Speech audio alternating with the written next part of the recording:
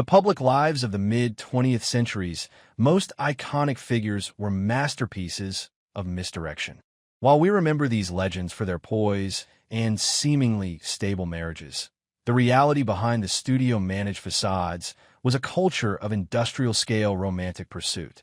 For many, fame was not just a career achievement, but a high-stakes tool for seduction used to navigate a private world of hundreds of clandestine affairs. This investigation explores 15 British legends whose private appetites were as vast as their public talent. By examining the stark contrast between their polished reputations and their secret histories, we uncover the heavy cost of the public mask. This is the story of the real faces behind the fame. Stars who were worshipped by millions but spent their lives in a frantic, hidden pursuit of connection that the spotlight could never satisfy. At number 1 is Peter Sellers.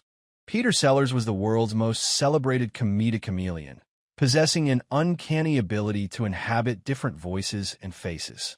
From the bumbling Inspector Clouseau in The Pink Panther to his multiple roles in Dr. Strangelove, he was viewed as a genius of character acting. To the public, he was a master of his craft, a man who seemed to have absolute control over his professional output and a life of immense global success. Behind the laughter, however, Sellers lived in a state of chronic personal insecurity. He famously claimed he had no actual personality of his own, which fueled a pathological need for external validation.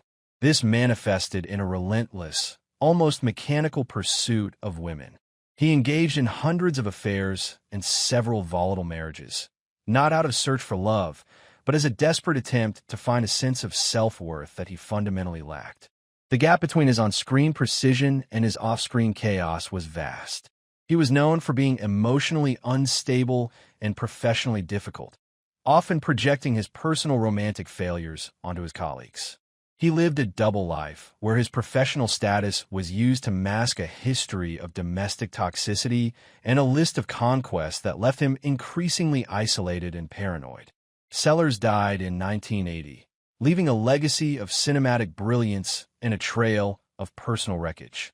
His story is a classic example of how a successful career can be used as a shield for a life of profound dissatisfaction. He proved that no amount of public adoration or serial conquest could fill the internal void of a man who felt like a ghost in his own life. And number 2 is David Niven. David Niven was the quintessential English gentleman, the suave hero of Around the World in 80 Days. He represented a standard of classic charm, polite, articulate, and perfectly mannered. To his fans, he was the ultimate safe traditional hero, a man whose life appeared to be a seamless transition between movie sets and high society events. Behind this chivalrous mask, Niven was one of the most prolific seducers in Hollywood history. He privately admitted to a life of constant serial affairs, many of which occurred during the peak of his fame. He was a master of discretion, ensuring his romantic pursuits never tarnished his reputation as a decent Englishman. He lived a total double life, maintaining a facade of traditional fidelity while operating as a relentless pursuer of women in both London and Hollywood. Niven's life was an exercise in the constant maintenance of his gentlemanly image. He understood that his career depended on the public's belief in his moral standing, which led to a state of permanent social deception. He performed the role of the devoted husband for the press, while navigating a private world of clandestine encounters. He lied to his audience by omission, ensuring the public version of David Niven remained a polished, marketable fiction. Niven died in 1983, and it was only through his own memoirs and later biographies that the scale of his private life became clear. He successfully navigated a hostile industry while keeping his true self entirely hidden. His legacy remains one of charm, but his story serves as a reminder that the most proper public figures often hide the most active and complex private lives. And number 3 is Peter O'Toole. Peter O'Toole was the magnetic star of Lawrence of Arabia, a man of immense theatrical power and global respect. He was viewed as a heavyweight of the British acting tradition, a performer whose blue eyes and booming voice commanded the attention of the world. To the public, he was a symbol of raw talent and intellectual depth, representing the best of his generation. In reality, O'Toole's private life was a cycle of alcohol-heavy debauchery and hundreds of fleeting romantic encounters. He was a man of limitless appetites who rejected the conventional moral standards of the 20th century.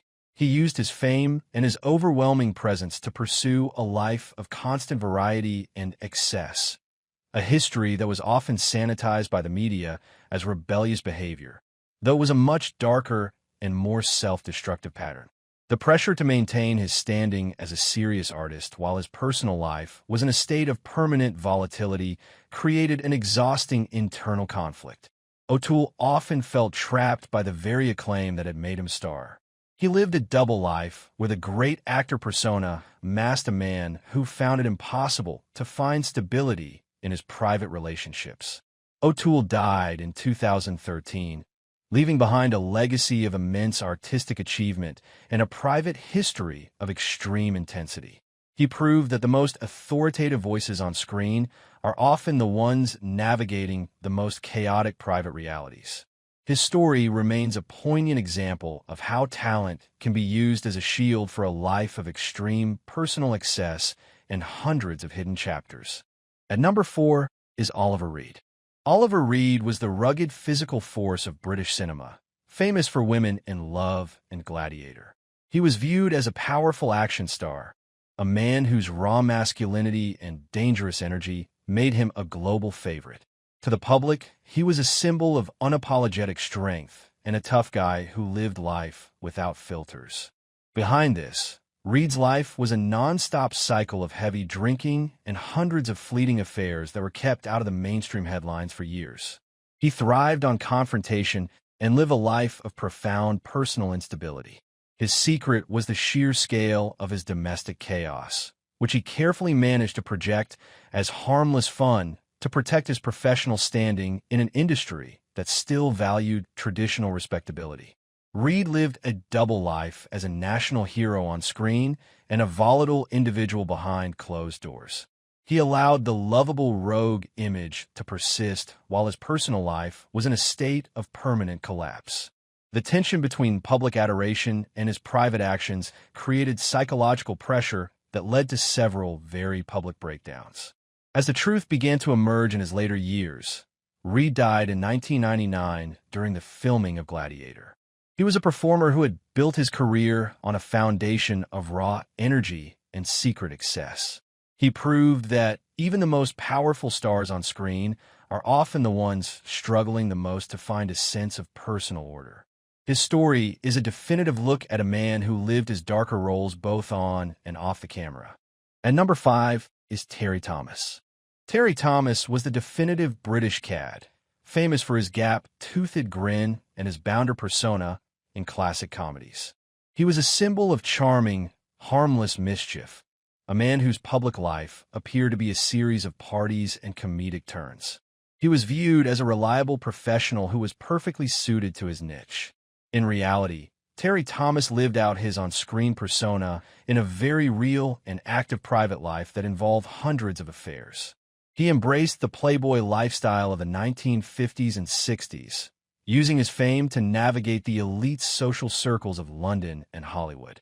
He managed this hidden reality with total professional discipline, ensuring that his private life never devalued his brand as a comedic star. The challenge for Terry Thomas was maintaining a safe version of his mischief for family audiences of the time. He lived a double life where the respected comedian was a mask for a man who was deeply committed to his own private pursuits. He was a master of the hidden truth, proving that the most transparent personas are often the ones hiding the most complex private histories. Terry Thomas's final years were defined by a tragic battle with Parkinson's disease, which stripped away his ability to perform and pursue the life he loved. He died in 1990, and while the tributes focused on his comedy, his story is a reminder of the double lives forced upon performers by the standards of the era. He was a man who spent his life performing harmless charm while privately living a life of limitless conquest. At number 6 is Sir Alec Guinness. Sir Alec Guinness was the gold standard of British acting, a man whose range spanned from the comedic brilliance of the Ealing comedies to the spiritual gravitas of Star Wars. He was viewed as a figure of absolute dignity, a national treasure whose conversion to Catholicism and quiet lifestyle suggested a man of deep moral conviction. To the public, he was the personification of the respectable, serious artist who avoided the shallow trappings of celebrity, behind the mask of the aesthetic monk actor. However, Guinness lived a life of complex and carefully guarded secrets. While he was married for over 60 years, he navigated a private history of intense, clandestine attractions and fleeting encounters that stood in total contrast to his public moral standing. He was a master of self-suppression, living a double life where his respectable image was a necessary shield against a society that would not have tolerated his true nature. The internal pressure for Guinness was deeply rooted in his religious and spiritual identity.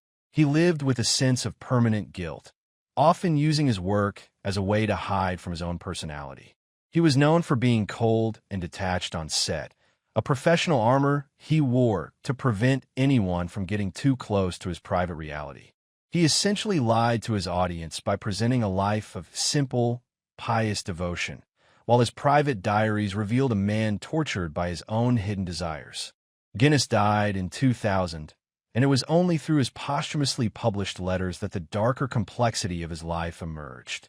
He had spent his life performing a role of absolute stability while existing in a state of permanent internal exile. His story is a powerful illustration of how the most virtuous public figures are often the ones carrying the heaviest burdens of secrecy, proving that the man the world saw was only a fraction of the man who truly existed. At number 7 is Joan Collins. Joan Collins was the ultimate screen siren, a woman whose beauty and femme fatale roles made her a global star. From her early Hollywood days to her legendary role in Dynasty, she was viewed as the personification of glamour and female power. To the public, she was a woman who moved through the world with absolute confidence, always in control of her image and her career. Her private life, however, was a relentless cycle of high-profile romances and hundreds of affairs that she used as both a personal search for connection and a professional strategy. She navigated the elite circles of London and Hollywood with a legendary list of suitors, often using her romantic associations to maintain her relevance in a notoriously ageist industry. This was not just a life of passion. It was a life of survival in a world that viewed women as disposable commodities once they reached a certain age. The pressure on Collins was the demand to be the most beautiful woman in the world while dealing with the reality of an industry that frequently exploited her. She lived a double life where her glamorous exterior masked a history of personal disappointment and professional struggle. She was a woman who performed the role of the unreachable goddess for the cameras, while her private life was a series of attempts to find security in a volatile social landscape. Collins remains one of the few survivors of the original studio system, having outlived and outmaneuvered many of her peers. Her legacy is one of resilience, but her story serves as a reminder of the hidden truth of fame, that a life of many lovers is often a life spent trying to find a single person who sees the real woman behind the makeup and the movies. She turned her hidden history into an armor that allowed her to stay at the top for over 7 decades. At number 8 is Rex Harrison. Rex Harrison was the definitive, sophisticated leading man, famous for his Oscar-winning role in My Fair Lady. He was viewed as a man of immense charm and professional discipline, a performer whose status was built on a foundation of theatrical excellence. To the public, he was Sexy Rexy, a man of wit and effortless style who represented the peak of British sophistication and class. In reality, Harrison was a man of cold, calculated cruelty and a relentless, predatory romantic drive. He treated his 6 marriages and hundreds of affairs as a professional sport, often displaying a complete lack of empathy for the women in his life. His hidden reality was a history of domestic toxicity and a reputation for being one of the most difficult and unpleasant men in show business, a fact his PR team worked day and night to bury. Harrison's life was an obsession with the maintenance of his own professional image. He understood that the public loved the charming Professor Higgins, and he worked tirelessly to ensure that his private reputation for malice never fully leaked into the mainstream press. He lived a double life, where the gentleman persona was a thin veil over a personality defined by arrogance and a total disregard for the emotional lives of others. Harrison died in 1990, and the subsequent accounts of his behavior from former wives and colleagues painted a picture of a man who was as loathed as he was admired. He proved that the most charming men on screen can often be the most destructive in private. His story is a definitive look at how fame can be used to validate a life of serial exploitation and personal coldness, leaving a legacy that is much darker than his cinematic achievements suggest. At number 9 is Richard Burton. Richard Burton was the man with the $1 million voice, a Shakespearean titan who became the highest-paid actor in the world. His legendary marriage to Elizabeth Taylor made him one of the most famous people on the planet, viewed as a symbol of raw masculine power and intellectual brilliance. To the public, he was a giant of the arts, a man whose talent was as vast as the massive diamonds he bought for his wife. Behind the scenes, however, Burton's life was a destructive cycle of extreme alcoholism and hundreds of serial infidelities.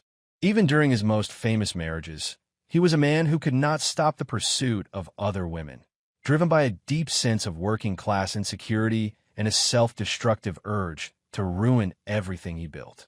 He lived a double life where the great artist was constantly at war with the secret monster of his addictions. The gap between his intellectual potential and his actual behavior created a massive internal conflict. Burton often felt like a fraud for selling out to Hollywood, and he used alcohol and women to dull the pain of his own perceived professional failure. He was a man who performed the role of the global icon for the cameras, while his private life was a series of blackouts, betrayals, and hundreds of fleeting encounters that left his health and his reputation in tatters. Burton died in 1984 at the age of 58, his body destroyed by the very excesses that defined his life. He was a performer who had the world in the palm of his hand, but chose to live in a state of permanent internal crisis. His story remains a tragic example of how a powerful voice can be used to mask a life of profound self-inflicted darkness, leaving behind a history of what could have been. At number 10 is Vivien Leigh. Vivien Leigh was the ethereal star of Gone with the Wind, viewed as the personification of beauty and fragile talent. Her marriage to Laurence Olivier made them the king and queen of the British stage, representing the peak of artistic perfection. To the public, she was a figure of absolute grace, a woman whose life was a fairy tale of romantic and professional success. Behind the beauty, however, Leigh lived a tragic double life defined by severe and then unrecognized bipolar disorder. During her manic phases, she engaged in hundreds of fleeting romantic encounters and reckless affairs, a reality that her husband and her management worked tirelessly to suppress. She was a woman who was literally out of control, using her fame and her beauty to seek a sense of connection that her illness made impossible to sustain. The pressure to remain the perfect lady while her mind was in a state of total chaos was devastating. She lived in constant fear of her own darkness, knowing that her reputation as a reliable professional was always on the verge of collapse.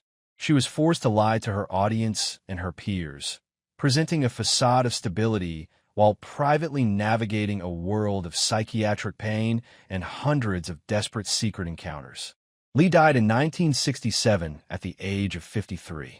Her story is one of the most tragic in the history of cinema. A woman who was worshipped by millions, but who lived her life in a state of permanent internal exile. She proved that the most perfect public faces often hide the most profound private struggles, and that a life of many lovers is often a symptom of a much deeper hidden trauma that the spotlight only made worse. At number 11 is Tom Jones. Tom Jones emerged from the Welsh Valleys as a vocal powerhouse, a man whose raw energy redefined the 1960s pop landscape with a string of hits like it's not unusual. He was viewed as the ultimate working-class success story. To the public, he was a symbol of rugged vitality, a man who remained married to his childhood sweetheart, suggesting a grounded foundation behind the stage-side hysteria. Behind this image of the faithful husband, Jones navigated a private life of staggering romantic excess. He eventually admitted to sleeping with hundreds of women a year at the height of his fame, including high-profile flings with some of the world's most famous stars. He lived a double life that was almost industrial in its scale, using his global tours as a shield for a constant, relentless pursuit of variety that stood in total contrast to the family man image his team maintained. This created a permanent state of domestic duality. He maintained a home life with his wife, Linda, while operating as an apex predator in the social circles of London and Las Vegas. He lived with the constant pressure of keeping these two worlds separate, knowing that a public admission of the sheer volume of his affairs would destroy the integrity his audience adored. He was a performer who used his marriage as a moral anchor for the public while cutting himself adrift in his private life. Jones eventually became more open about his past, but the hidden truth remains a testament to the hypersexualized culture of the 1960s music industry. He proved that a public reputation for stability can be used as a cover for a life of limitless serial conquest. His story is a definitive look at how a sex symbol's brand is often a massive understatement of the actual frantic reality occurring behind the curtain. At number 12 is Denholm Elliott. Denholm Elliott was the definitive British character actor, a man whose face was a guarantee of cinematic quality in massive hits like Raiders of the Lost Arkansas. He possessed a weathered, reliable charm that made him a national favorite. To the public, he was a symbol of professional longevity and steady decency, a performer who seemed to lead a quiet, conventional life away from the scandals of the tabloids. In reality, Elliott lived a secret double life that was hidden for decades. While he was married for over 30 years to his wife Susan, he navigated a private history of hundreds of clandestine encounters and secret relationships that would have ended his career in the 1960s and 70s. He was a master of the hidden truth, living in a state of permanent vigilance to ensure that his professional standing as a respectable actor was never compromised by his true identity. His life became an exhausting social performance. He lived in a state of constant deception, pretending to be a conventional family man, while his private reality was defined by a search for connection that society at the time deemed unacceptable. He was a man who performed his roles with absolute precision on screen while performing a much more difficult and dangerous role in his private life, lying to his audience through calculated silence. Elliott died in 1992, and it was only then that the full scale of his secret life became a matter of public record. He had spent his entire career in a state of internal exile, proving that the most reliable and steady actors are often the ones hiding the most complex private realities. His story remains a poignant example of the double lives forced upon the icons of his generation. At number 13 is Diana Dors. Diana Dors was the British answer to Marilyn Monroe, a blonde bombshell whose beauty and screen presence made her a massive star in the 1950s. She was viewed as a symbol of unapologetic glamour and sexual power. To the public, she was a star who lived a life of ultimate luxury and celebrity, a woman who had successfully navigated the male-dominated world of the studio system to become a national icon. Behind the glamour, Dors lived a private life of intense volatility and hundreds of romantic entanglements. She was famous within industry circles for her film parties, which were often the site of clandestine encounters and high-stakes social drama. Her reality was a list of lovers that included both Hollywood royalty and underworld figures, a history that she managed with a sense of total professional defiance, even as it threatened to dismantle her brand. She spent her career fighting to remain a glamour girl while dealing with the reality of an industry that viewed her as a commodity. She lived a double life where her seductive exterior masked a history of financial struggle and personal betrayal. She was a woman who used her romantic associations to find a sense of security that her career could not provide, leading to a state of permanent domestic chaos that was hidden behind the bright lights of movie premieres. Dors died in 1984, and the subsequent stories of her private parties and secret lovers revealed a woman who was far more complex and daring than the character she played. She proved that the most obvious sex symbols on screen are often the ones navigating the most sophisticated and dangerous private social landscapes.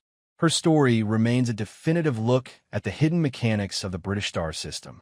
At number 14 is Peter Cook.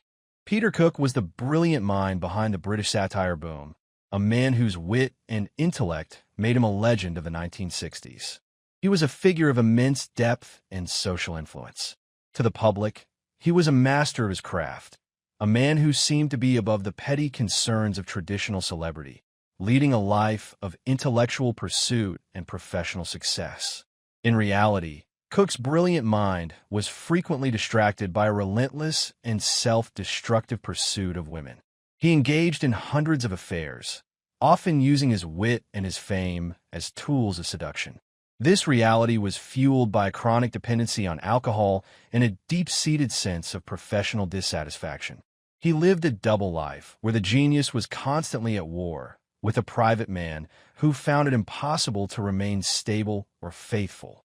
The gap between his intellectual output and his personal behavior was massive. Cook felt the pressure to remain the smartest man in the room, while his private life was a series of blackouts and betrayals. He was a man who performed the role of the detached intellectual for the cameras, while his private reality was a frantic, alcohol-fueled search for validation through a never-ending list of conquests. Cook died in 1995, and his legacy remains one of unparalleled comedic genius. However, those who knew him recognized a man who had been destroyed by the very excesses he used to dull his intellect. He proved that even the most brilliant minds can be consumed by the hidden monster of serial pursuit and self-destruction, leaving behind a private history that was far darker than his public jokes. At number 15 is Sir Laurence Olivier.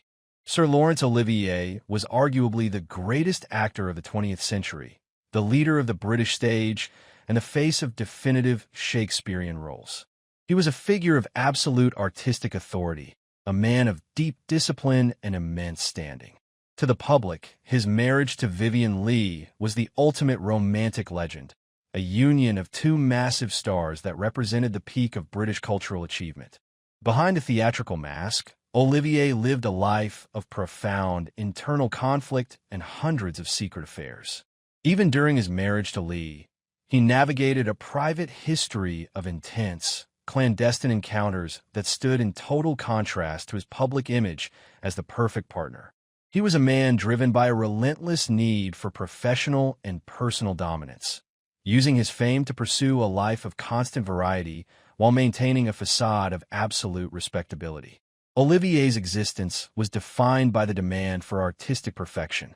He lived in a state of permanent professional vigilance, fearing that a single scandal would undermine his status as the leader of the National Theatre. He was a man who performed the role of the national patriarch for the public, while his private life was a cycle of betrayal and secret encounters. He lied to his audience by presenting a life of simple artistic devotion, while his reality was defined by a much more volatile private life. Olivier died in 1989, and while he is remembered as a titan of the stage, his story is a powerful reminder of the double lives forced upon those at the very top of the industry. He proved that the most authoritative public figures are often the ones carrying the most profound secrets, and that a life of artistic greatness is often underpinned by a private reality of intense personal volatility and hundreds of hidden chapters. As we look back at these 15 legends, a clear and sobering pattern emerges. The icons of the mid-20th century were more than just entertainers. They were masters of a high-stakes social deception. For decades, the public worshipped a series of polished, studio-managed illusions, never realizing that the charm, the dignity, and the perfect marriages they admired were often masks designed to hide lives of profound instability and relentless pursuit. The sheer volume of their private affairs, the hundreds of secret encounters and hidden double lives, was not just about passion or celebrity entitlement. For many, it was a frantic, almost mechanical attempt to escape the crushing weight of their own fame. Whether driven by pathological insecurity, a search for professional survival, or the manic highs of untreated illness, these stars prove that the more the world loves the mask, the more the person behind it begins to disappear. Ultimately, the golden age of British icons was built on a foundation of silence. In an era where the press protected the legend and the audience demanded a hero, the truth was the first thing to be buried. We are left with a legacy of brilliant performances and immortal films. But we must also acknowledge the heavy human cost paid by those who spent their entire lives performing a version of themselves that did not truly exist. The story of these 15 stars is a reminder that the most famous faces in the world are often the ones we know the least. They gave the public everything on screen, but they kept their real faces, their deepest shames, and their most frantic searches for connection entirely in the dark. In the end, they were not just icons. They were people caught in the crossfire of their own fame, living out a reality where the only way to survive the spotlight was to hide in plain sight.